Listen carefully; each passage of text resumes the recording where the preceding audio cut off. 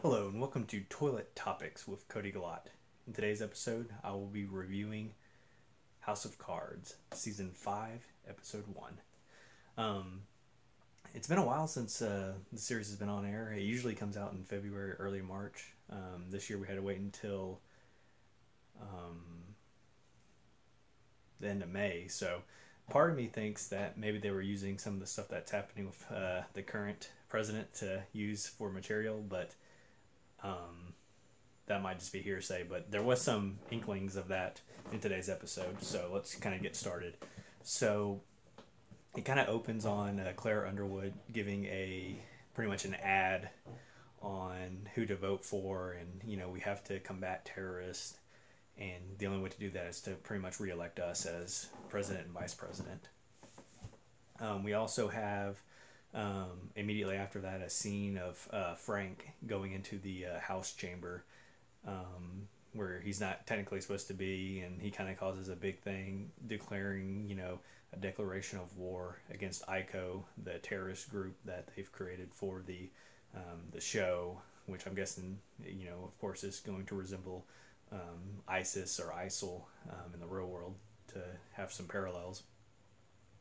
Kind of pick off where we left off last season, them hunting down the terrorist who killed the Miller family's father, actually beheaded him. So there's a national manhunt, and they're trying to focus all the attention, of course, onto this issue and the terrorist issue, instead of focusing on the issue of them being investigated. So it's kind of, they're playing like a game, a dangerous tightrope game, trying to get people's attention on that instead of them.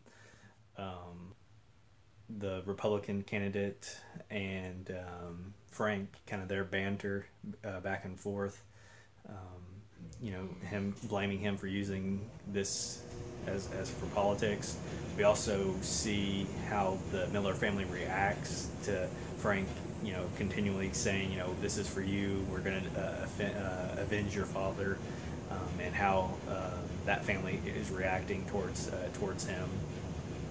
The thing that I loved about this episode, though, was when we get to the end, you learn that pretty much Frank had this terrorist the entire time, or most of the time, and they pretty much have tortured him, and Frank pretty much, gets what he wants out of him, and pretty much orders his execution. The thing I love about this show is its politics, which I enjoy, and history, in the sense, it has some callbacks. It's like the first, it does things like throughout history that have only happened a few times, and kind of rolls them into a great story. And of course, just the underbelly of that is our democracy. I hope that it's not this bad of a scale, in Washington right now, but who knows, with Trump and the Russian investigation.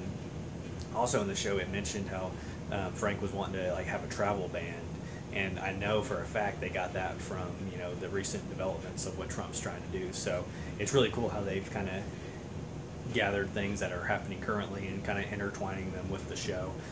It's going to be an interesting season. I will try to review episode 2 tomorrow, but time is the enemy of us all, so if I don't get to it, I apologize. But if you like the video, please comment, subscribe. Again, this is Toilet Topics with Cody Galat. Peace out.